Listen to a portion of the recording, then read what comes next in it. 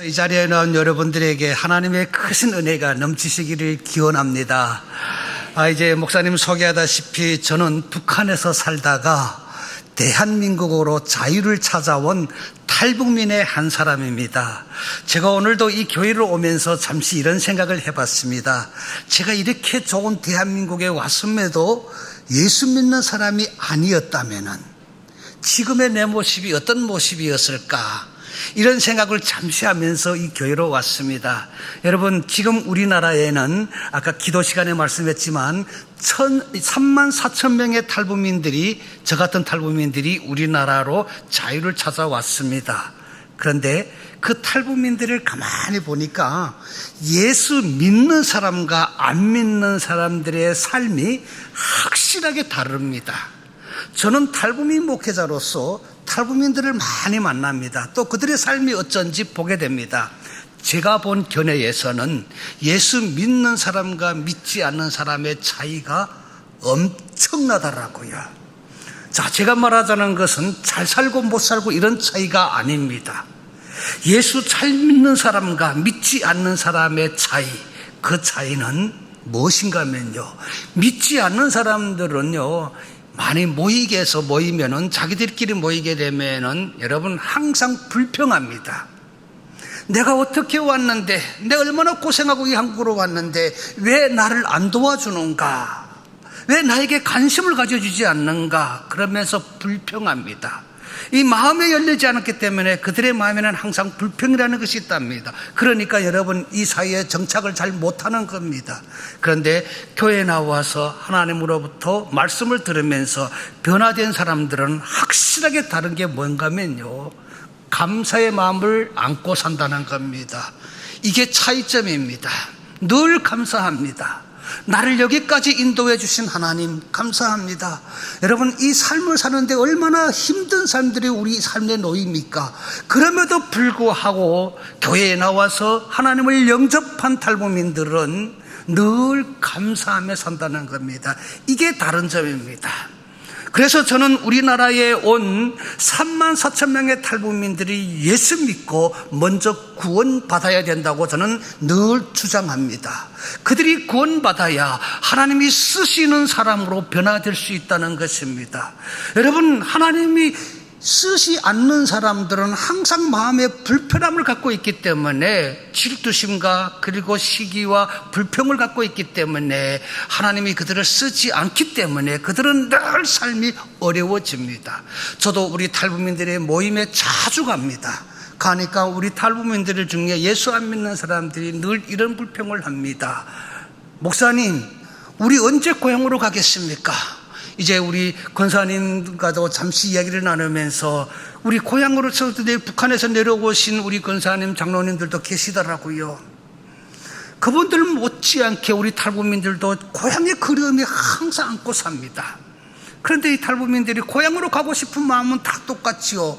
그런데 거기에도 어떻게 보면 불평이 나옵니다. 목사님, 지금 보니까요, 이 한국 꼬라지 보니까 우리 고향으로 돌아갈 길이 막막한 것 같습니다.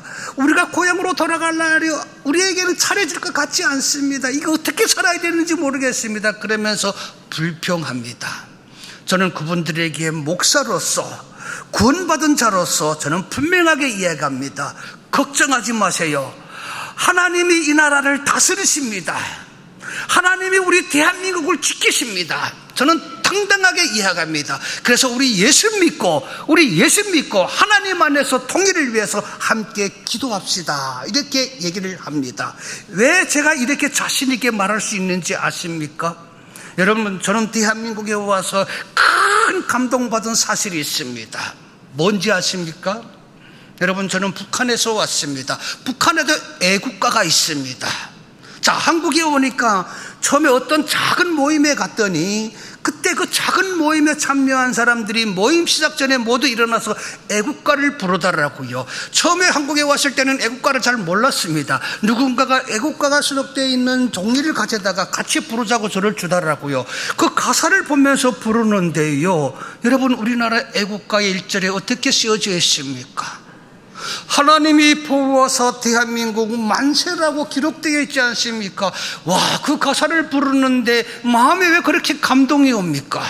나는 그 가사를 부르면서 아하, 우리 대한민국은 누가 뭐라고 해도 하나님이 세우신 나라이구나.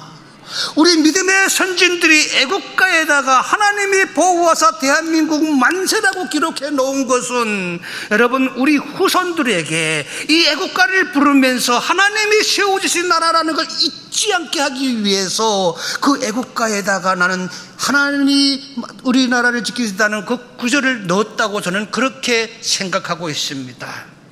여러분, 하나님이 우리나라를 세우시고 지켜주시는 분이십니다. 누가 뭐라고 해도 분명히 우리나라 애국가에 기록되어 있는 것처럼 여러분, 하나님이 세우신 나라입니다. 나는 우리 탈구민들인데 늘 강조합니다. 어렵고 힘들 때마다 애국가 1절을 한번 불러보자. 애국가 1절을 한번 불러보자. 여러분, 애국가 1절을 부르게 되면은 여러분, 애국심을 가지자, 이게 아닙니다. 우리가 하나님이 세웠다고 하는 여러분 그 증거만 알게 되면은 우리가 하나님 앞에 당연히 감사해야 되지 않을까요? 제가 우리 한국에 와서 특별히 공부를 많이 하는 부분이 있습니다. 역사교육입니다. 아까 장로님이 기도 시간에 말씀했지만 우리 할아버지가 역사학자였습니다. 여러분, 북한은요, 김일성이 통치하면서 북한의 모든 교과서를 다 해석해가지고 역사 교과서를 김일성 때에 새롭게 만들었습니다. 60년도입니다. 60년도 초에. 그런데 그 교과서에 우리나라의 진짜 역사는 다 빼버리고 김일성의 가족의 역사를 마치 우리 민족의 역사인 것처럼 그렇게 가짜 교육을 만들어서 시켰습니다. 모르겠습니다. 저희 할아버지도 역사를 얼마나 알았는지는 모르겠습니다만은 우리 할아버지가 그걸 비판을 했습니다. 이건 잘못된 것이라고, 아이들에게 역사를 잘 가르쳐야 그 아이들이 훌륭한 사람이 될 수 있다. 이렇게 거짓말 교육을 시키게 되면은 아이들이 역사의식이 흐려진다. 이걸 주장하셨습니다. 그것 때문에 우리 할아버지가 반동분자로 몰려가지고 잡혀가셨습니다. 지금도 제 기억에 삼삼합니다. 아버지가 밤늦게 보이부 사람들로부터 이렇게 묶여가는 그 모습이 지금도 잊을 수가 없습니다. 그리고 살아 계시는지 아직조차도 모릅니다. 아마 돌아가셨겠습니다만은 그게 내 마지막 본 할아버지의 모습이었습니다. 그래서 그러는지 저는 이 한국에 와서 우리 민족의 역사를 새롭게 공부해 보려고 역사 자료들을 많이 찾아서 공부했습니다. 그런데 제가 우리 역사를 공부하면서 한 가지 특이한 점을 발견했습니다. 우리가 반만년의 유구한 역사라고 하지만 그 반만년의 유구한 역사까지 말하고 싶지 않습니다. 여러분, 우리나라의 현대사, 100년의 현대사를 한번 공부해 보십시오. 여러분들이 저보다 더 잘 알 줄로 믿습니다. 우리나라의 100년의 현대사를 쫙 보게 되면은 여러분, 한국교회와 기독교인들이 이 나라를 세우는데 얼마나 많은 공을 세웠는지 우리는 그 역사를 보고 알 수가 있습니다. 저는 특별히 놀랐던 것이 우리나라의 초대 대통령 이승만 대통령도 여러분 기독교인이었더라고요. 그리고 우리나라의 역사에 기록되어 있는 위대한 인물들 대부분이 기독교인들이더라고요. 여러분, 6.25 전쟁 때도 여러분 이 나라를 위해서 기도했던 분들이 기독교인들이었고, 여러분 전쟁이 끝나고 이 나라를 세우는 데에도 기독교인들이 얼마나 이 나라를 위해서 기도했습니까? 나는 그걸 보고 깜짝 놀랐습니다. 애국가에 하나님이 보호하사 대한민국 만세라고 기록해 놓은 것이 그냥 아니구나.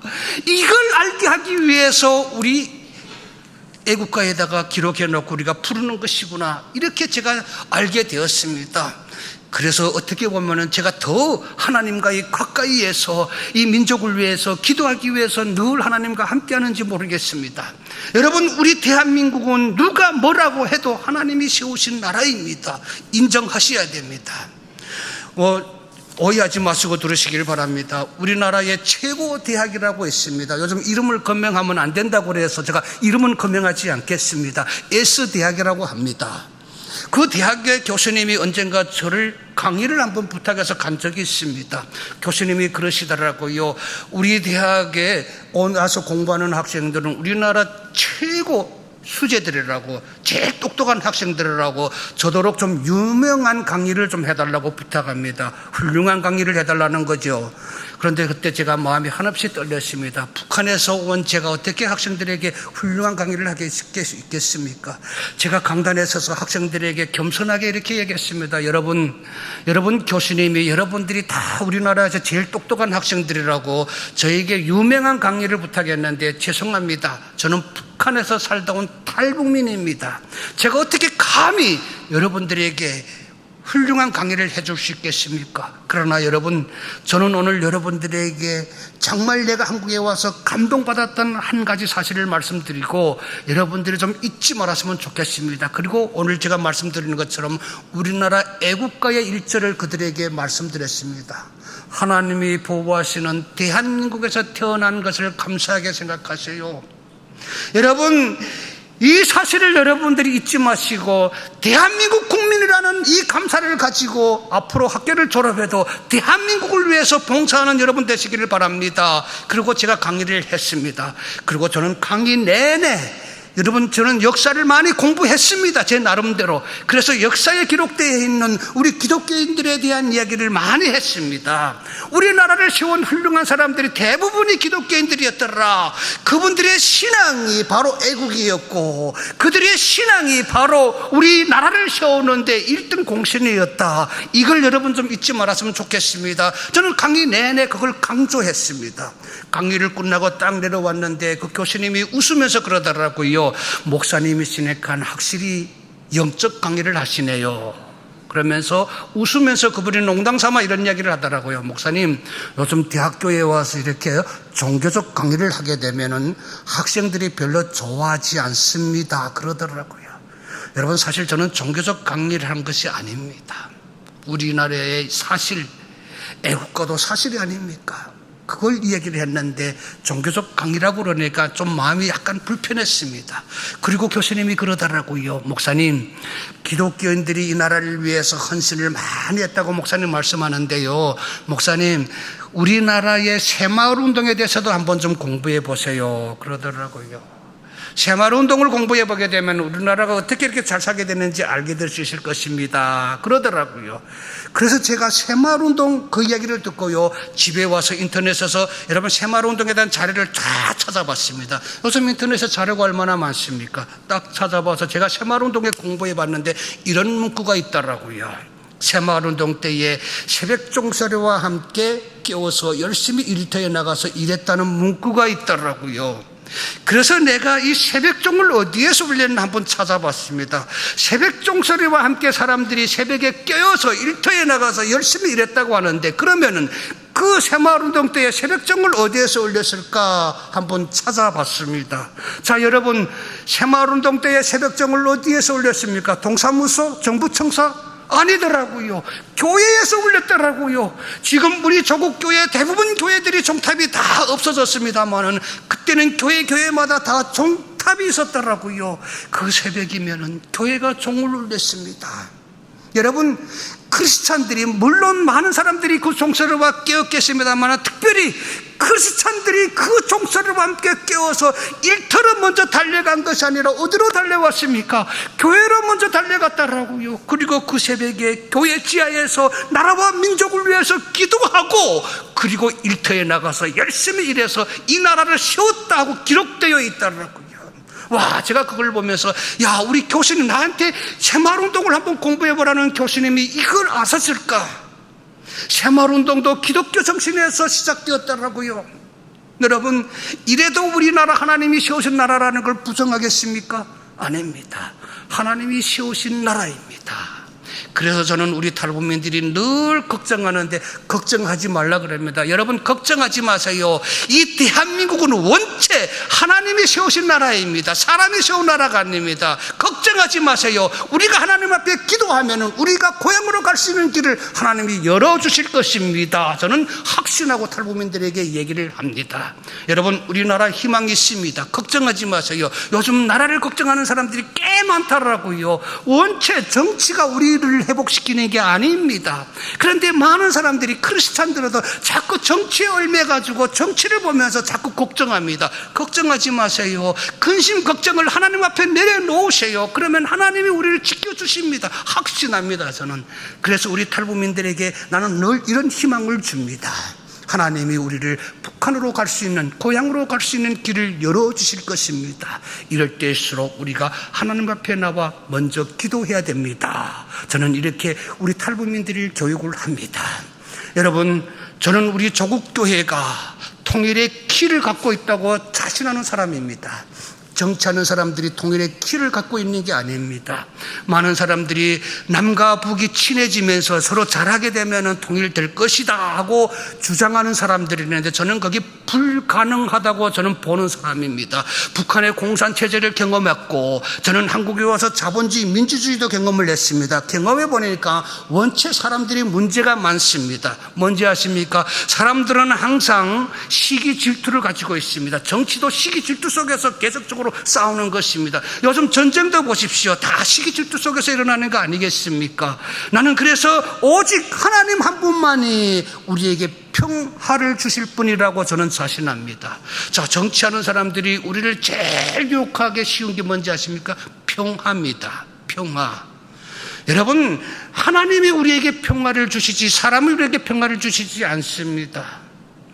정치하는 사람들이 늘 우리에게 말하지 않고 오해하지 마십시오. 저는 정치를 말하는 것이 아닙니다. 제가 한국에 97년도에 왔는데 지금까지도 정치하는 사람들이 우리에게 이렇게 말합니다. 평화가 곧 온다. 남과 북이 서로 싸우지 않고 서로 자국하지 않고 서로 친해지게 되면은 고향으로 너희들이 갈 수 있는 길이 있을 것이다. 이렇게 얘기를 합니다. 그런데 문제는 우리보다도 북한입니다. 여러분, 김정은이라는 사람을 보십시오. 김일성, 김정일은 죽었습니다마는 김정은이라는 사람을 보십시오. 여러분, 세계 어느 나라 권력자보다 가지지 못한 권력을 가졌습니다. 무슨 막강한 무기를 가졌다는 말이 아닙니다. 뭘 가졌는지 아십니까? 사람을 함부로 죽이고 살릴 수 있는 힘을 그가 가졌습니다. 아시지 않습니까? 자기의 고모보다 잔인하게 죽였고 자기의 이복형, 여러분 그 이복형도 여러분 세계가 보는 앞에서 아주 죽여버렸습니다. 이게 김정은의 권력입니다. 여러분, 정상적인 국가 같으면 살인자로 몰려야 됩니다. 살인자로 몰려서 그는 감옥에 가야 됩니다. 그런데 누가 감히 북한에서 그를 살인자라고 말합니까? 이런 권력을 가진 사람입니다. 그러니까 그 안에는 우리 대한민국을 얼마나 가지고 싶겠습니까? 여러분, 이걸 알아야 됩니다. 우리는 그래서 평화는 사람이 만드는 것이 아니라 하나님이 주시는 평화이기 때문에 하나님 앞에 그 평화를 구해야 됩니다. 제가 거짓말을 합니까, 여러분? 저는 성경을 보면서 하나님 안에서 우리가 평화를 누릴 수 있다는 것을 확실하게 알게 되었습니다. 하나님께서 예수 그리스도를 이 땅에 평화의 왕으로 보내주셨다고 분명히 기록되어 있습니다. 그러면 주 예수 그리스도를 통해서 우리가 평화를 누릴 수 있다는 여러분 답이 아닙니까? 저는 우리 예수 그리스도께서 우리 이 땅에 평화를 주실 줄로 믿습니다. 오늘 저와 여러분이 분명히 알아야 될 것이 있습니다. 정치하는 사람들이 이 땅에 평화를 주는 것이 아닙니다. 여러분, 하나님 안에서 우리가 평화를 누릴 수가 있다는 사실입니다. 제가 얼마 전에 여러분 독일에 갔다 왔습니다. 우리 이멘수 목사님이라고 같이 탈북민 목회자들과 함께 독일을 다녀왔습니다. 독일도 우리처럼 분단된 국가였습니다. 여러분 아시죠? 분단된 국가였습니다. 그런데 독일은 일찍이 통일이 되었습니다. 많은 사람들이 이렇게 이해하더라고요. 동서독은 시기를 잘 만나서, 다시 말해서 운이 좋아서 통일이 빨리 되었다 그러더라고요. 그런데 제가 공부를 해보니까 아닙니다. 그들이 운이 좋아서 시기를 잘 만나서 통일이 일찍 된 게 아닙니다. 여러분, 동서독이 분단되었을 때 잘 살았던 서독, 우리 대한민국 같은 서독이 어떤 운동을 했는지 아십니까? 통일운동을 확실하게 했습니다. 통일운동을. 지금도 알려지지 않는 통일운동이 있습니다. 프라이카이프 운동. 여러분, 이 프라이카이프 운동은 잘 살았던 서독 교회와 민간단체들이 연합해서 했던 통일운동입니다. 자, 이 통일운동을 제가 공부해 보니까요, 이 통일운동 프라이카이프 운동을 할 때 서독 교회와 민간단체들이 모여서 엄청난 돈을 모금을 했습니다. 어마어마한 돈을 모금을 했습니다. 그들은 그 돈을 고스란히 여러분 동독에 갖다 돕는다고 그들에게 갖다 줬습니다. 우리도 북한을 많이 돕는 것처럼. 그런데 우리 대한민국과 다른 점이 뭔가 하면요, 그들은 그 돈을 공짜로 갖다 주지 않았다는 것입니다.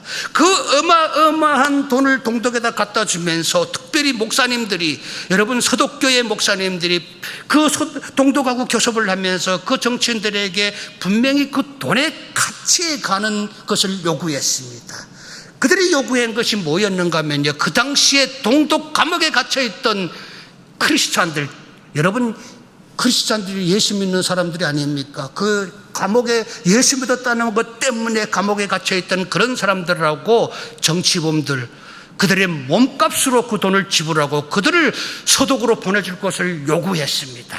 그러니까 이 동독 정부가 그 돈에 탐내가지고, 그래도 쓸모없는 사람들, 그러지 않아도 쓸모없는 사람들인데 보내자고 그들을 서독으로 보냈습니다. 몸값을 받고. 그 보낸 숫자가 아이러하게도 우리나라에 들어와 있는 지금 34,000명의 숫자하고 딱 맞먹습니다. 여기에 하나님의 뜻이 있는 줄로 저는 생각하고 있습니다. 그들을 데리고 갔습니다. 데리고 가서 서독교회와 민간단체들이 너희들이 우리를 돈 주고 데리고 왔으니까 알아서 잘 살아, 방치하지 않았습니다. 그들을 다 교회가 품었습니다. 그리고 확실한 믿음으로 구원시켰습니다. 여러분, 이 탈동독인들이 서독에 와서 서독교회를 통해서 믿음을 갖게 되면서 그들이 또 확실하게 알은 것이 있습니다. 성경 말씀 아닙니까? 여러분, 진리가 너희를 자유케 할 것이다. 세상의 진리가 아니고 그리스도 진리가 너희를 자유케 할 것이라고 하는 이 복음의 비밀을 그들을 알게 된 것입니다.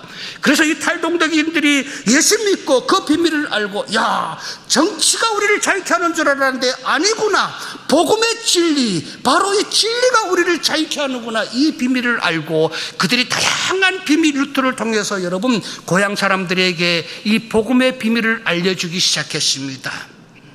여러분, 제가 거짓말하는 역사 공부를 해보십시오. 저는 그것이 뚜렷이 제 눈에 보여지더라고요. 그럴 때 사건이 일어났습니다. 여러분, 통일도 준비가 되어야지 하나님이 움직이십니다. 저는 그 독일을 공부해 보니까요, 그들이 그 탈동독이들을 통해 가지고 그 가족들이, 물론 그들이 다양한 그 동독 사람들에게 말을 전파는 안 했겠죠.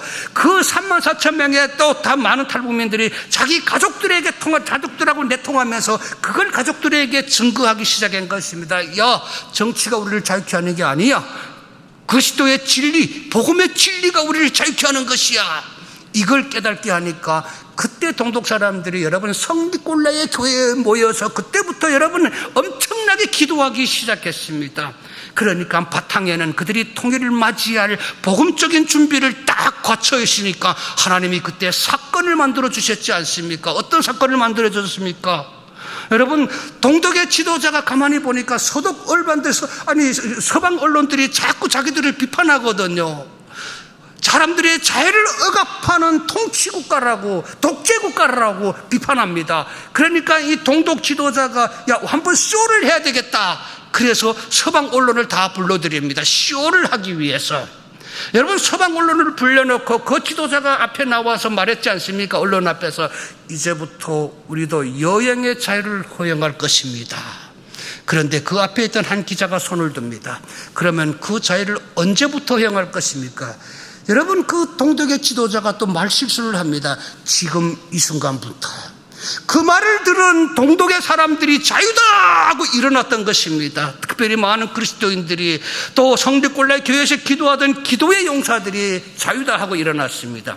그때 그들이 맨손으로 일어났습니까? 아닙니다. 한 손에는 꽃갱이, 한 손에는 망치를 들고 자유다 하고 그들이 몰려간 것이 베를린 장벽입니다. 이 동독 사람들의 손으로, 그들의 손에 쥐어있는 꽃갱이와 망치로 무너뜨리는 것이 바로, 베를린 장벽을 무너뜨리는 것이 바로 동서독의 통일이었습니다. 나는 이 통일을 하나님이 주신 통일이라고 분명히 말씀드리고 싶습니다. 운이 좋아서 아닙니다.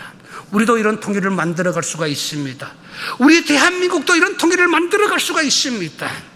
여러분, 이런 통일을 만들어가기 위해서 이 땅에 온 34,000명의 탈북민들을 그리스도 안으로 품어야 됩니다. 그들을 하나님 안으로 여러분 오게 해서 예수 믿고 구원받는 자들이 되어야 됩니다. 그런데 예수 믿고 구원받는 게 그렇게 그렇게 쉽지 않습니다. 여러분, 제가 오늘 이 거룩한 강단에 불러주셔서 섰습니다마는 저도 예수 믿는 게 그냥 누군가가 저에게 와서 예수 믿고 구원받으세요 이 말 한마디에 변화되지 않았습니다. 왜? 북한에서 공산당에 의해서 철저하게 속은 사람입니다. 여러분, 북한에서 절대적으로 저는 속은 사람입니다. 여러분, 제가 북한에서 딱 태어났을 때 여러분 김일성 때였지 않습니까? 물론 북한 사람들이 다 저 같은 똑같은 교육을 받았습니다. 이 자리에서 특별히 말씀드리고 싶은 것은 유치원 때 아무것도 모르는 제일 어려서부터 첫 배울 수 있는 그 단계가 유치원이 아닙니까? 저는 유치원에 딱 갔는데 선생님이 놀라운 교육을 시키더라고요. 지금도 잊혀지지 않습니다. 무슨 교육을 시킨지 아십니까? 여러분, 유치원 갔는데 선생님이 제일 먼저 우리에게 가르치려는 그 가르침이 바로 너의 아버지와 어머니는 너를 낳았을 딸입니다. 너를 끝까지 보호해주고 지켜줄 분은 위대한 장군님이다. 그리고 조선노동당이다. 그래서 아버지 어머니에게 끝없이 충실한 아들, 딸이 되는 것이 아니라 위대한 장군님과 노동당에 끝없이 충실한 아들, 딸이 돼야 된다 가르치더라고요. 저는 그게 너무 이상스러웠습니다. 아니, 제가 어릴 적부터 우리 아버지 어머니는 너는 내 아들이다, 내가 네 아버지다, 아버지 어머니에게 효도하는 자식이 되라, 이 말을 어릴 적부터 아버지한테 많이 들었는데, 아니 유치원에 가니까 아버지 어머니는 나를 낳았을 딸임이고 김일성 장군님께 끝없이 충실한 아들, 딸이 되라 하도 혼란스러워서 집에 와서 아버지에게 물었더니 이게 웬일입니까? 우리 아버지도 거기 아니야, 잘못된 교육이다 이럴 줄 알았는데 아니더라고. 우리 아버지도 그래, 맞아, 우리는 선생님 말씀한 것처럼 너를 낳았을 딸임이야, 너를 끝까지 보호해주는 위대한 장군님이야, 선생님 말씀처럼 위대한 장군님께 끝없이 충실한 아들, 딸이 돼야 돼, 이 말씀을 하더라고요. 너무 혼란스러웠습니다. 그런데 지금 한국에 와서 곰곰이 생각해 보니까 우리 아버지도 그 사이에서 그렇게 말할 수밖에 없었던 환경이었다는 사실입니다. 혹 우리 아버지가 그때 야, 거기 잘못된 교육이야, 선생님 말 그 거짓말이야, 이렇게 얘기했다면 제가 혹 유치원에 가서 야, 우리 친구들, 야 애들아, 우리 아버지가 그러는데 이게 거짓말이래 그랬으면 말 실수 때문에 우리 가족, 온 가족이 잡혀갈까 봐 우리 아버지도 그렇게 할 수밖에 없었지 않을까, 이제 와서 그런 생각이 든다는 겁니다. 이런 사이에서 저는 교육을 받았습니다. 살아 성장하면서 저는 북한이 너무도 잘못됐다는 것을 그 사이에서 너무 뼈저리게 깨닫게 되었습니다. 모든 게 다 거짓말입니다. 모든 게 다 김일성 거고 모든 것이 다 김일성 소설, 아니 손 안에서 우리가 놀아나고 있는 것입니다. 너무 싫었습니다. 그래서 자유를 찾아서 뛰쳐나가자 하고 뛰쳐나왔습니다. 뛰쳐나와서 저는 중국이라는 곳에 갔습니다. 여러분, 중국의 탈북자들이 지금 어떻게 살고 있다는 것을 여러분 다 알고 있지 않습니까? 저도 그 탈북자들과 똑같은 삶을 살았습니다. 중국에 가면 좀 더 낫겠지 하고 갔는데 이게 웬일입니까? 탈북자라는 딱지가 딱 붙어져 가지고 여러분 언제 잡혀갈지 모르는 그런 환경에 놓였습니다. 항상 숨어 살아야 됐습니다. 여간 여러분 남의 집 가서 따뜻한 밥 이런 건 생각지도 못했습니다. 그런데 어느 날 예수 믿는 사람이 내가 하도 불쌍하게 여겼는지 나를 교회로 가자고 인도합니다. 제가 지금도 그 할머니가 나에게 진실로 교회 가면 예수 믿어야 되고 하나님의 말씀을 공부해야 된다 그랬다면 거기 가지 않았을 것입니다. 그런데 그 할머니가 저도록 따라서 교회를 가자 그래서, 할머니 그때는 교회가 뭔지도 몰랐지요. 할머니 교회가 뭐 하는 곳입니까 했더니, 아니 이 할머니가 이렇게 말합니다. 내 심리를 이용할 것처럼요, 야 교회 가면 밥도 먹여주고 잠도 재겨준다. 그래서 기가 솔깃해서 따라간 것이 심양 서탑교회라는 곳에 갔습니다. 어마하게 큰 교회입니다. 조선족들의 교회 중에서도 제일 큰 교회입니다. 그 교회를 담임했던 오해운 목사님 돌아가셨습니다. 여자 목사님입니다. 그 목사님들 다 갔는데, 교회를 갔는데 그 목사님이 저를 따뜻하게 맞아주더라고요. 저는 그런 따뜻함을 태어나서 처음 받아봤습니다. 어머니 같은 따뜻함. 그 마음을 다 얼마나 따뜻한지요. 돌아가신 우리 어머니를 만난 같은 그런 느낌을 받았습니다. 목사님이신데 그래서 저를 친절하게 따뜻한 밥도 지어주면서, 그리고 그날 저에게 이 성경책 하나 선물로 주더라고요. 그 목사님이 하셨던 말씀입니다. 성경을 열심히 공부해라. 이 성경책에 내가 앞으로 가야 될 길이 있고 진리가 있는 책이다. 여러분, 내가 앞으로 가야 될 길과 진리가 있는 책이라고 그래서 저는 이 성경책을 받는 순간에 열심히 읽어봤습니다. 근데 이게 웬일입니까? 성경을 딱 보는데 내 눈이 의심되더라고요. 북한에서 배웠던 김일성 혁명 노작이라는 책과 이 성경책이 너무도 똑같은 것입니다. 마치 성경이 우리 김일성 장군님의 혁명 노작을 모방한 책처럼 보여지더라고요. 더 의심스러운 것은 성경에 보니까 10계명이 있더라고요. 여러분, 북한에 가면 김일성 혁명 노작 책에 10대 원칙, 노동당 10대 원칙이 있습니다. 먼저 내용만 조금 다르지 여러분 너무 흡사합니다. 딱 보는 순간에 하가 치밀어 오르더라고요. 이 목사님이 나를 우습게 보는 거고, 내가 북한에서 왔다고 나를 우습게 보는 거 아닌가 하고, 그래서 이 성경책을 들고 예의도 없이 목사님 방을 뛰어가서 문을 칵 열고 목사님께 성경책을 던지고 따졌습니다. 목사님, 저를 우습게 보는 겁니까? 아니, 이 성경에 길과 진리가 있다고 해서 읽어봤는데 이게 우리 위대한 장군님의 혁명 노작을 모방한 책이네요. 이런 책을 놔두고 공부하라 그럽니까? 목사님하고 싸웠습니다. 그 목사님이 나를 인정시키면서 너는 속아 살았어. 너희 아버지 장군님의 어머니 이름이 강반석이지 않느냐? 그 강반석이라는 이름은 세상 사람들 쓰는 이름이 아니야.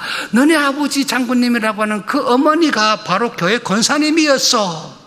너네 장군님이라고 하는 김일성도 어리실 적에는 어머니 손에 끌려가서 어머니가 교회에서 기도하는 모습을 보면서 컸던 사람이야. 그런 김일성이야. 그런 김일성이 성경을 모방해서 자기 노작을 만든 것이지, 이 노작이, 우리가 이 성경이 노작을 모방한 거 아니냐, 그런 말을 하더라고요. 그런데 그게 마음에 안 들려지더라고요.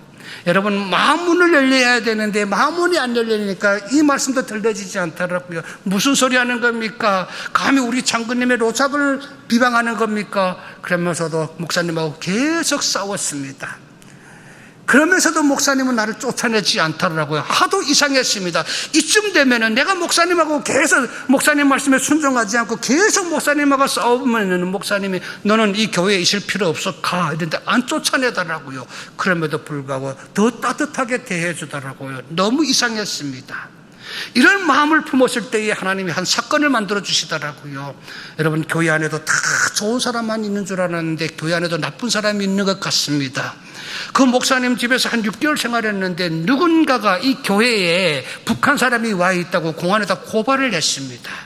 어느 날 공안들이 저를 잡으러 온 것입니다.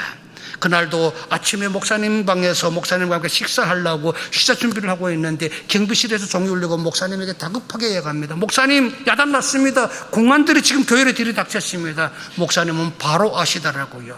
나를 잡으러 왔다는 거. 그런 식사 준비하던 목사님이 제 손을 딱 잡으면서 오늘 내 운명이 하나님 앞에 달려있다는 겁니다. 그러면서 잠시 기도를 하더라고요.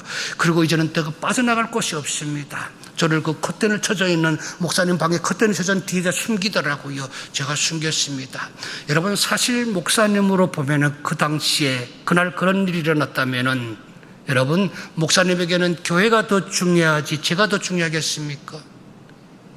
저는 숨겨놓은 그 숨이 뒤에 있으면서도 목사님은 분명히 공안들 들어오게 되면 나에게 손질할 것 저거 잡아가라고 저렇게 할 것이다, 이런 생각을 했습니다. 그런데 공안들이 들여다셔서 목사님을 협박합니다. 내놓으라고. 북한 사람이 여기 있다는 걸 알고 왔다고. 그런데도 목사님은 나를 가르치지 않냐고 그들에게 담대히 맞서달라고. 모른다고. 그런 사람이 오기는 왔는데 배고프다고 해서 우리가 밥 한 끼 먹여 보냈는데 그 사람이 어디 가는지 우리가 어떻게 아냐고. 와, 이렇게 담대하게 맞서달라고요. 하나 목사님께서 그렇게 담대하게 맞서다 그러는지 그날 하나님이 역사하셨다고 저는 믿고 있습니다. 공안들이 그 말에 더 말을 하지 않고 한참 목사님 살펴보더니 다음에 오면 신고하세요 하고 가버렸습니다. 꿈 같은 일입니다. 정상적이었다면 이 방 한번 좀 뒤져봅시다. 방이 물론 크지도 않았습니다. 3평 남짓한 목사님 방이었는데 물론 그 안에 숨겨놨다고 그들이 생각조차 못했을 것입니다. 그러나 하나님께서 역사하셨지요. 하나님께서 그들의 마음을 만지셨죠. 그러니까 그들이요, 다음에 오면 신고하세요 하고 가버렸습니다. 저는 그때 더 의심스러웠습니다. 왜 나에게 이런 선의를 베풀까? 이 선의를 베푸는 목적이 무엇일까? 나는 그 자리에서도 그게 더 의심스러웠습니다. 그래서 제가 커튼을 열고 나오면서 목사님에게 물었습니다. 사실은 제가 감사합니다 목사님 하고 해야 될 처지인데 저는 너무 의심스러웠습니다. 북한에서는 감히 상상도 못하는 이런 선대 아닙니까? 아니 그래서 제가 목사님 옆에 나와가지고 따졌습니다. 목사님, 내가 보니까 이 교회에 젊은 사람들이 없는데 내가 와서 나를 일시켜 먹으려고 나를 이렇게 붙잡아 들려고 이제 속여가지고 나를 지켜준 것이죠. 이렇게 따졌습니다. 그런데 목사님이 나를 한참 쳐다보면서 나에게 하셨던 말씀입니다. 그 말씀이 아직도 내 마음에 살아있습니다. 심어져 있습니다. 목사님이 그날 이런 말씀을 하셨습니다. 나는 목사다. 성경에 보게 되면은 하나님께서 한 생명이 천하보다 귀하다 그랬다. 나는 이 말씀에 충실했을 뿐이다. 와, 그 말을 듣는데 온몸에 전율이 쫙 들어오더라고요. 그때 내가 생각했습니다. 아니요, 그때 내가 깨달았습니다. 이들이 나에게 선의를 베푸는 것은 신앙 때문이구나. 신앙 때문이구나. 그때 제가 알게 됐습니다. 그날 그 말씀에 강팍했던 내 마음이 열리고, 그리고 그날 저는 목사님에게서 세례를 받았습니다. 이게 내가 예수를 믿게 된 동기입니다. 여러분, 사랑이 핵보다 강합니다. 사랑이 핵보다 강합니다. 그렇게 왕하겠던 마음, 이렇게 아주 여러분 강철같이 단단했던 내 마음이 여러분 그 목사님의 그 사랑, 아니요, 하나님의 사랑에 와르륵 무너졌다는 사실입니다. 나는 그때 그런 경험이 있기 때문에 저 악한 북한도 사랑으로 반드시 열 수 있다고 자신하는 사람입니다. 자, 시간이 갔습니다. 오늘 본문으로 한번 돌아가고 싶습니다. 여러분, 오늘 이 본문은 여러분들이 잘 아실 겁니다. 우리 탈북민들이 누구보다 좋아하는 말씀입니다. 이 말씀에는 여러분 성경에 많은 인물들이 기록되어 있습니다만 탈북민들이 요셉을 특별히 좋아합니다. 왜? 요셉이 받은 고난이 우리가 받은 고난하고 비슷하기 때문입니다. 여러분, 형제들로부터 버림을 받았습니다. 요셉이 여러분 애굽 땅에 팔려가가지고 참 고생을 많이 했지 않습니까? 특별히 그의 삶에서 두드러지게 나타나는 게 있습니다. 보디바르라는 사람을 만나서 조금 좀 삶이 필라했는데 또 그 안에 유혹을 해서 그게 들어지지 않았다고 그래서 이 사람이 또 누명을 쓰고, 억울한 누명을 쓰고 감옥까지 갔습니다. 감옥까지 갔습니다. 우리 같으면 얼마나 분통이 터졌겠습니까? 나 같으면 살 힘조차 없었을 것입니다. 그런데 요셉은 더 겸손했습니다. 그 감옥에 가서 감히 만날 수 없는 사람을 만났습니다.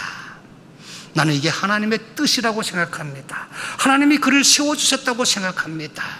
저는 요셉을 이렇게 평가하고 싶습니다. 가장 낮은 자리에서 가장 높은 자리에 올라간 사람이다, 이렇게 평가하고 싶습니다. 오늘 이 요셉을 살펴봤을 때 그는 분명히 용서와 화해를 품은 사람이었습니다.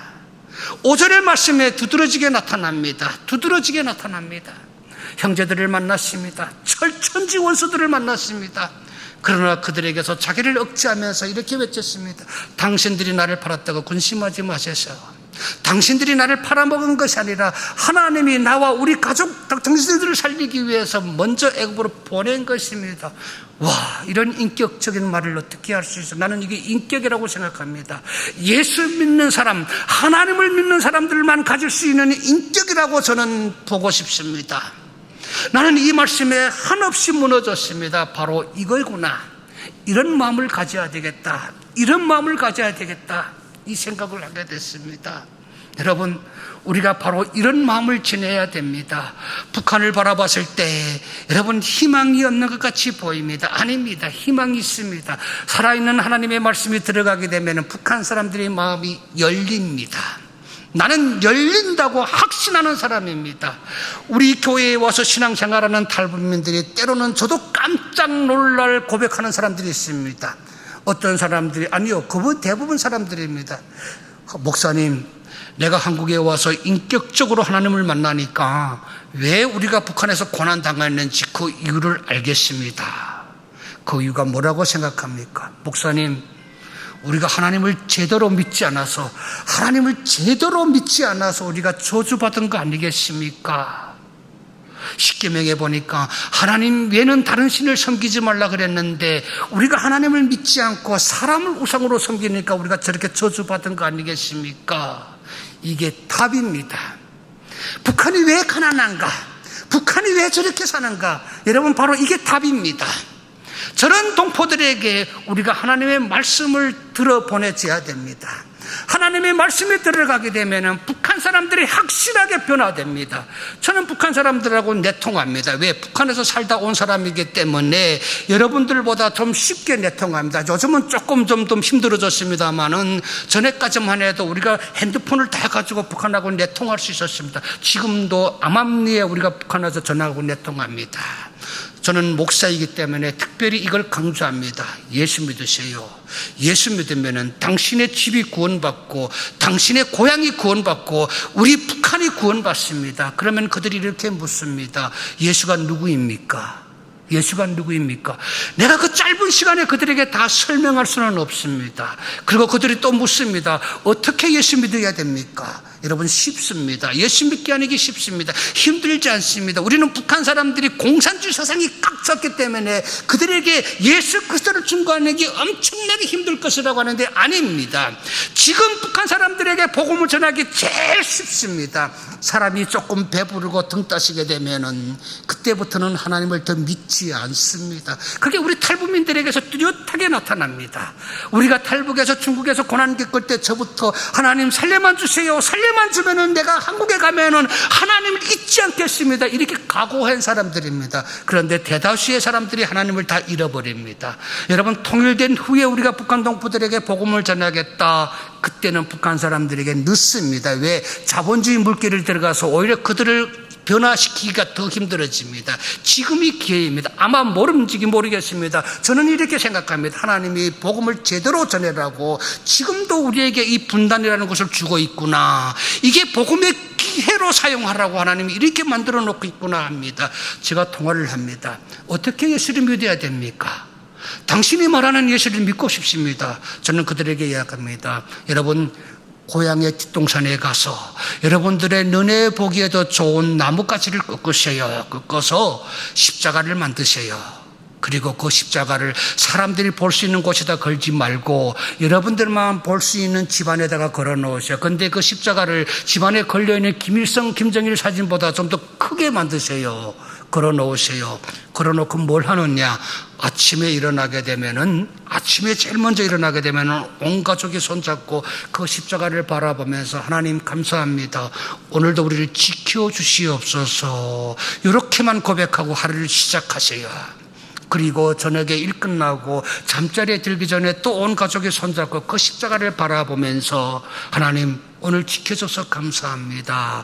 이렇게만 고백하고 잠자리에 드셔요. 이걸 계속적으로 반복하세요. 해보세요. 이렇게 얘기를 합니다. 여러분, 십자가의 오묘한 비밀을 알기 위해서 그들이 자꾸 탐구하게 만들어야 됩니다. 여러분, 하나님의 십자가, 보혈의 십자가를 알게 만들어야 됩니다. 여러분, 우리는 이게 힘든 것이라면 아닙니다. 쉽습니다.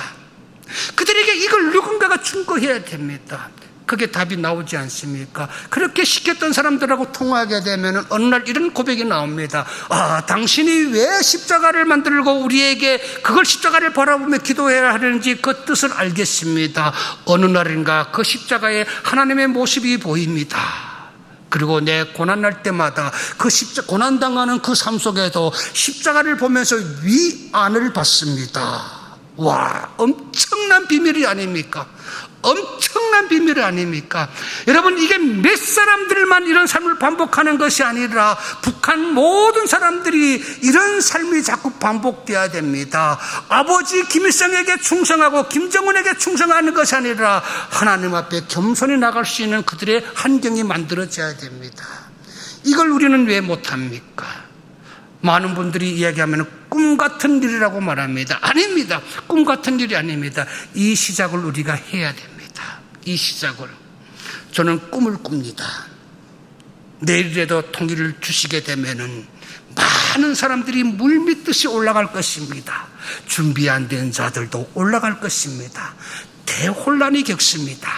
여러분, 시간 좀 갔습니다만 제가 이 말씀을 분명히 드리고 싶습니다. 자꾸 통일 먼저 통일을 자꾸 바라는데 통일보다 우리는 빨리 통일에 대한 여행 연습을 많이 해야 됩니다. 여행 연습을 확실하게 해야 됩니다. 그런데 내가 보건대에는 우리 한국 교회조차도 여행 연습, 통일의 여행 연습을 많이 안 하고 있습니다. 자, 가정해 봅시다. 저는요, 솔직하게 말씀드립니다. 자, 내일 오늘 통일되었다 하면은 저는 내 고향이 얼마나 변화됐을까 궁금해서 한번 가보고는 싶습니다. 그런데 이 대한민국의 내 모든 것을 다 정리하고 나는 북한으로 가고 싶지 않습니다. 이게 사람의 마음이다. 제만 그렇지 않을 것입니다. 왜? 얼마나 좋습니까? 환경이 다 만들어졌지 않습니까? 북한 같지 않지 않습니까? 여러분, 우리나라 지금 얼마나 좋습니까? 살기 얼마나 좋습니까? 그런데 이제 북한에 가서 또 고생하라고? 아직 제대로 인프라도 안 갖춰져 있는 북한에 가서 나는 살기 싫습니다. 솔직하게 말해서 오히려 북한에 가서 그동안 고생했던 우리 부모, 형제, 친척들까지도 사돈의 8촌까지도 다 난 한국에 데리고 오고 싶습니다. 야, 너희들이 얼마나 고생을 많이 해서 한번 한국에 가서 한번 살아봐. 그래서 그들까지 난 이 사촌까지도요, 여러분, 저는 끌고 오고 싶습니다. 저만 그럴까요? 우리나라에 온 대다수 탈북민들이 야, 한국에 가서 한번 살아보자, 다 끌고 올 겁니다. 아니, 한국에 연고가 없는 북한 사람들도 막 밀물듯이 쓸어올 것입니다. 그러면 어떤 일들이 일어날까요? 여러분, 오해하지 마세요. 의심하지 마세요. 자, 우리나라에 지금 34,000명의 탈북자들이 들어와 있습니다. 그런데 이러저러한 범죄를 일으켜서 감옥에 가 있는 사람들이 몇 명인지 아십니까? 우리 한국 사회보다 범죄율이 더 심합니다. 대다수의 그들의 범죄를 보게 되면은 여러분, 경제적인 범죄입니다. 한탕해서 한번 살아보려고. 내가 어떻게 왔는데, 내가 왜 이런 고생을 계속해야 되는데, 나도 한번 잘 살아봐야 되겠다. 이게 사람의 욕심이 아닙니까? 그래가지고 북한으로부터 가서 마약을 가져다가 팔다가 잡힌 사람, 여러분, 다양한 사람들이 경제적인 그런 사건에 언유되어가지고 간 사람들이 너무도 많습니다. 그게 통일 후에도 나는 나타날 것으로 봅니다. 수많은 사람들이 와서 잠자리가 있고 일할 곳이 있으면 또 문제가 달라집니다. 우리도 일자리가 그렇게 없는데 그 많은 사람들이 쓸어오면은 여러분, 그 사람들이 일자리 없고 잠자리 없으면 그들의 범죄를 우리가 어떻게 막겠습니까? 그래서 우리는 확실하게 통일 준비를 해야 됩니다. 왜? 복음이 들어가서 그들이 고향 땅을 지키고 고향 땅을 세울 수 있는 환경을 우리가 신앙 안에서 만들어줘야 됩니다. 복음으로. 그래서 저는 주장합니다. 제일 먼저 그들에게 공장을 세워주고 뭐 일자리를 만들어주는 거, 이것도 중요하지만 제일 중요한 게 그들 고향 땅에 교회가 세울 수 있도록 그들에게 스스로 신앙을 심어줘야 됩니다. 자, 모르겠습니다. 나는 영색교를 말하는 것이 아닙니다. 우리나라 대형 교회들이 대부분이 보니까 통일되면 북한에 교회를 세우겠다고 많은 재정을 준비하고 있더라고요. 그런데 여러분, 대형 교회들이 가서 북한에 통일이 딱 되었을 때에, 북한에다 교회를 지었을 때에 북한 사람들이 모두가 궁금할 겁니다. 야, 저 뭘 짓는다니? 아니, 갑자기 남조선에서 와가지고 저 뭐 건물을 짓는데 저거 뭘 짓는다니? 조금 아는 사람들이 말하겠죠. 교회를 짓는다 그러더라. 교회가 뭐 하는 곳인데, 하나님 믿는 곳이래. 가서 하나님을 섬기고 하나님 믿는 곳이래. 이렇게 서로 자기들끼리 말하겠지요. 그러면 대부분의 북한 사람들이 이럴 겁니다. 와, 그 교회가 왜 필요한데? 우리 고향에 김일성 연구실이 있는데, 우리가 김일성 연구실에 가서 교회 가서 우리 지금 예배 드리는 것처럼 맨날 교회 가서 그 연구실을 거기 실어가지고 저걸 깨부실까 하는데, 아니 그런 연구실 같은 교회를 왜 세우는데? 그리고 북한 사람들이 반발할 겁니다. 나는 확실합니다. 이게 반발할 겁니다. 그런데 북한 사람들이 반발하거나 우리처럼 교회 짓지 마세요, 교회 짓지 마세요, 피켓 뜨고, 아닙니다. 북한 사람들은 집단화된 사람들입니다. 어릴 적부터 집단화 속에서 투쟁이 강한 것을 배운 사람들입니다. 때려부시자, 까부시자, 쳐부시자, 이런 걸 확실하게 배운 사람들입니다. 그들은 몸으로 말합니다. 여러분, 그때 그들이 그 반발을 어떻게 이겨내겠습니까? 그들은 분별히 반발할 겁니다. 그래서 교회가 뭘 준비해야 될까요? 이 땅에 온 탈북자들, 저 같은 탈북민들을 목회자로 키워야 됩니다. 목회자로 키워야 됩니다.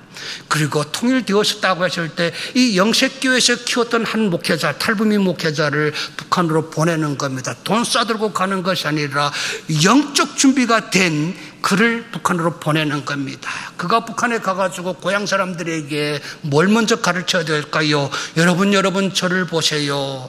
제가 여러분들과 같이 고난당할 때에 나는 남조선으로 일찍 도망갔지 않습니까? 요셉처럼 도망갔지 않습니까?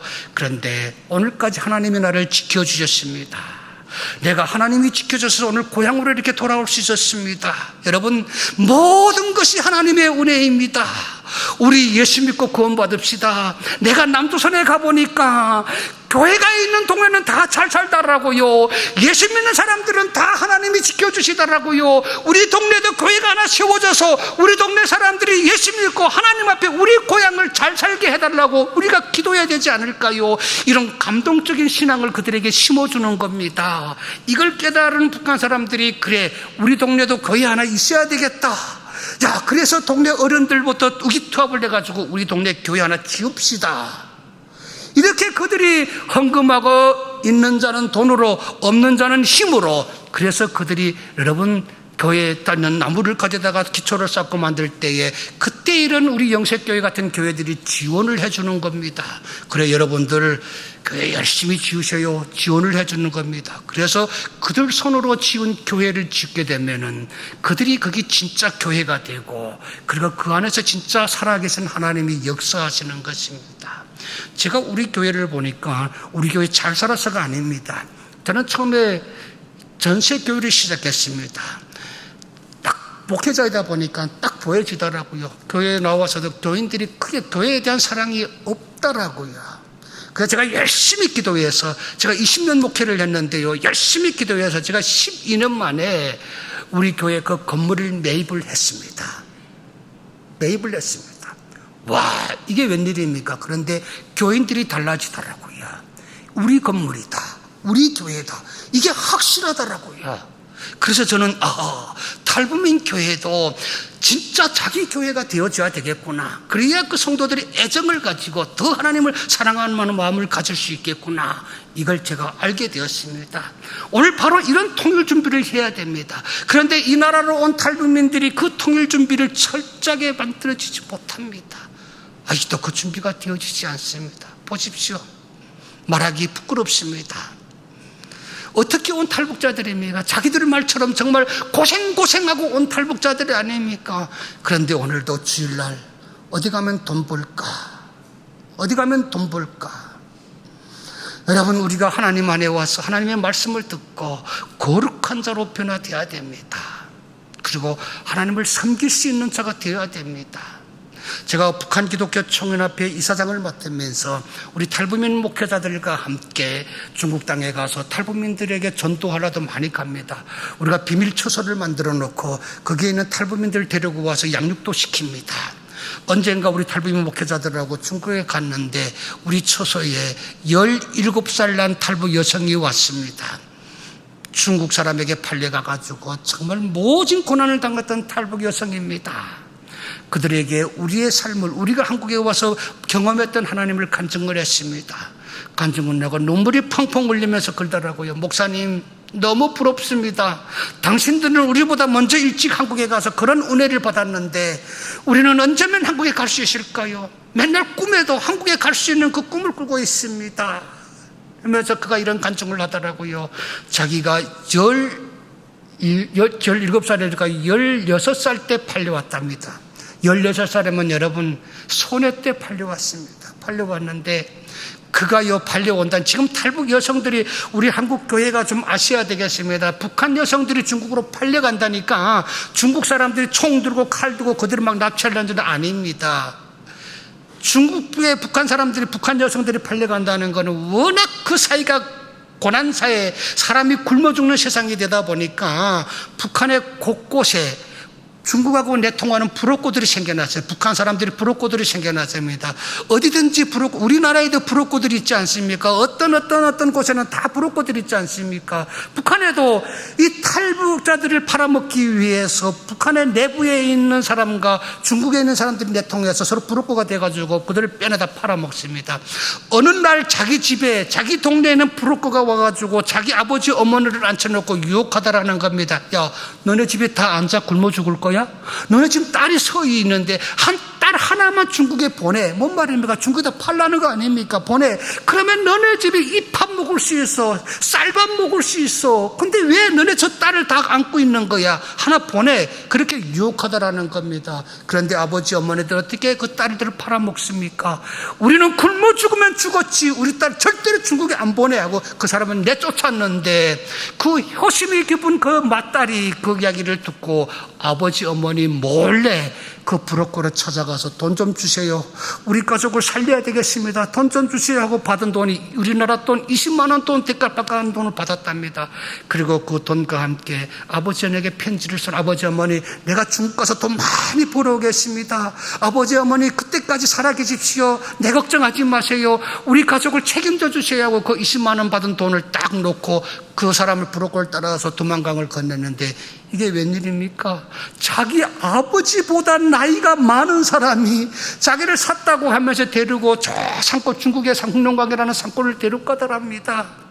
그런데 같은 값이면은 조선족, 말이 통하는 조선족에게 팔려갔으면 그나마 좀 낫겠는데, 말도 안 통하는 한족에게 팔려갔다는 겁니다. 딱 팔려가 보니까 그 집에는 아들만 둘 있는 집이었답니다. 그 집 맏아들이 그 자기를 샀다고 데리고 갔는데, 가보니까 이제 80 넘은 아버지가 있고, 그리고 그 자기를 데려간 그 다음에 또 그냥 50 넘은 그 아들은, 아버지는 60 된 사람 아들, 그래 두 아들이 데리고 있다라는 겁니다. 딱 가봤는데 집 안이가 대주, 중국도 잘 사는 사이가 되었답니다만 산골은 아직도 대주 같은 집들이 많습니다. 그런 집에 팔려간 겁니다. 이 호심이 얼마나 깊습니까? 나는 이 집에 팔려온 여성이 아니야. 나는 이 집 맏아들에게 시집온 여성이야. 이런 애틋한 마음을 먹고 그날부터 그 집을 깨끗이 청소하고 저녁이면 따뜻한 밥, 따뜻한 반찬을 내서 이 세 남자들을 공대했는데, 밤에 되니까 이 세 남자들이 짐승으로 변하더라는 겁니다. 여러분, 맏아들은 물론이고 80된 그 아버지마저도 자기를 금탈하더라는 겁니다. 와, 그 말을 듣는데 심장이 막 터질 것 같더라고요. 여러분, 지금 탈북 여성들이 중국에 팔려가서 이런 수모를 겪고 있습니다. 그들이 누구입니까? 탈북자, 북한 사람 아닙니다. 우리 민족의 여성들입니다. 민족의 여성. 오해하지 마세요. 자꾸 정치적으로 오해할까 봐 저도 두렵습니다, 이 말을 하면서. 여러분, 정치적으로 절대로 오해하지 마시기를 바랍니다. 제가 강화문에, 우리 감리교 본부가 강화문에 있어가지고 언젠가 강화문에 딱 갔다가 오는데 그 앞에서 한 무리의 사람들이 시위를 하더라고요. 요즘은 뜸해졌습니다만 수요일마다, 그때마다 여러분 아시죠? 위안부 여성들을 위한 시위가 있었습니다. 제가 어느 날인가 그 시위하는 사람들이 뒤에 가서 한참 바라보면서 잠시 내가 이런 생각을 해봤습니다. 저들이 일제시대의 위안부들을 위해서 저렇게 목소리를 높이는데, 지금 이 시대의 위안부 탈북 여성들이 있는데 왜 그들을 위해서 함께 외쳐주지 못하는가? 현 시대, 지금 이 시대 탈북 여성들이 현 시대의 위안부들입니다. 여러분, 그들을 위해서, 그들의 인권을 위해서 함께 외쳐줬으면 얼마나 좋을까, 이런 생각을 그때 잠시 해봤습니다. 여러분, 그 탈북 여성들이 지금 중국 땅에 가서 이런 수모를 겪고 있습니다. 하나님은 오늘도 우리에게 이런 물음을 하고 있습니다. 그들이 그 수모를 겪을 때에 너희들은 지금 무엇하고 있는가? 아마 이걸 묻지 않을까요? 여러분, 우리 한국교회는 그들을 관심해야 됩니다. 정치하는 사람들은 정치 때문에, 통치자들은 앉아서 자꾸 평화 하면서 우리를 속인다고 할지라도 우리는 하나님이 주시는 평화를 위해서 오늘도 하나님 앞에 간구해야 됩니다. 주여, 우리를 살려주시옵소서. 이 땅에 통일을 주시옵소서. 나는 우리 한국교회를 통해서 반드시 통일이 이루어질 줄로 믿습니다. 잠시만 말씀을 한 구절을 마칠까 합니다. 여러분, 우리가 시편 126편에 보게 되면은 포로들이 고향에 돌아갔을 때 1절에 보니까 여호와께서 시온의 포로들을 돌려보내실 때에 우리는 꼭 꿈을 꾸는 것 같았다 하고 이 이스라엘 사람들이 고백을 했습니다. 저는 성경을 공부해 보니까요, 이 126편을 자세히 읽어 보니까요, 사실은 이 사람들이 여호와께서 보내준 것이 아니라, 여러분 바벨론 포로로 잡혀갔는데 페르시아가 다시 그 바벨론을 지배했지 않습니까? 그때 그 왕이 보니까요, 고레스 왕이었습니다. 고레스 왕이 이들에게 고향으로 돌아갈 수 있는, 여러분, 그 선대를 베풀어 줬습니다. 당연히 우리가 생각했을 때는 이들이 고레스 왕에게 우리를 고향으로 돌아가게 해줘서 감사합니다, 이래야 되지 않았겠습니까? 그런데 1절에 보니까 여호와께서 시온의 포로들을 돌려보내실 때 우리는 꿈을 꾸는 것 같았다, 이런 고백을 했습니다. 야, 이 고백의 의미는 무엇일까?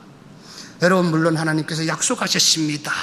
이들에게 이제 이 고레스 왕을 통해서 너희들에게 고향으로 갈 수 있는 길을 열어줄 것이다. 이들은 이 약속을 믿었기 때문에, 여호와께서 하실 거다는 것을 믿었기 때문에 여호와께서 우리를 보낼 때에 꿈을 꾸는 것 같았다고 고백했지 않았을까 생각을 해봅니다. 우리가 통일에 대한 이야기를 많이 합니다. 통일. 이것은 정치하는 사람들이 주는 것이 아닙니다. 절대로 불가능합니다. 정치 속에서 통일은 불가능합니다. 그런데 하나님이 역사하시면은 우리는 내일이라도 통일될 수 있습니다. 정치적으로 오해하지 마세요. 제가 우리의 강복을 보니까 이제 며칠이면 우리는 75주년 6.25 날을 맞습니다. 이런 날이 우리나라에서 다시 일어나면 안 됩니다. 우리는 6.25 전쟁 같은 전쟁을 통해서가 아니라 하나님의 온유한 사랑으로 저 북한 사람들의 마음을 녹이고 저들 스스로 손들게 만들어야 됩니다. 이게 신앙이 아닙니까? 여러분, 우리 독립도 어떻게 받은지 아십니까?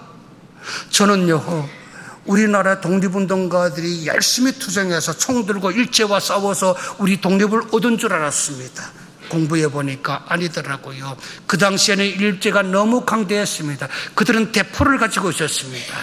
우리는 대포를 가진 그들을 상대할 만한 힘이 없었습니다. 그런데 독립운동에 앞장섰던 대다수의 사람들이 크리스찬들이 아니었습니까? 그들이 하나님 앞에 얼마나 기도를 많이 했을까요? 여러분, 이 나라를 해방시켜달라고 얼마나 기도를 많이 했을까요?